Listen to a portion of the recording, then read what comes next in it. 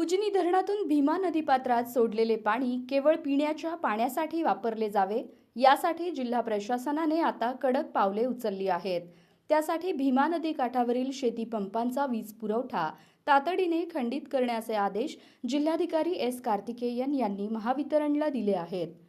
उजनी धरणाच्या पाण्यावर अवलंबून असलेल्या सोलापूरसह पंढरपूर, मंगळवेढा, सांगोला या शहरांसह भीमा नदीकाठच्या अनेक ग्रामीण भागात सध्या पिण्याच्या पाण्याची तीव्र टंचाई भासत आहे।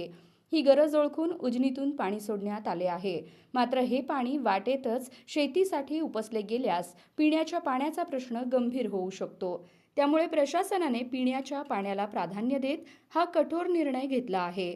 अत्यावश्यक सेवेसाठी केवळ 3 तास वीज सुरू करण्याच्या सूचनाही जिल्हाधिकाऱ्यांनी महावितरणच्या अधीक्षक अभियंत्यांना दिली आहे। या निर्णयानुसार भीमा नदीच्या दोन्ही काठांवरील शेतीपंपांचा वीज पुरवठा तात्काळ बंद करण्यात येणार आहे।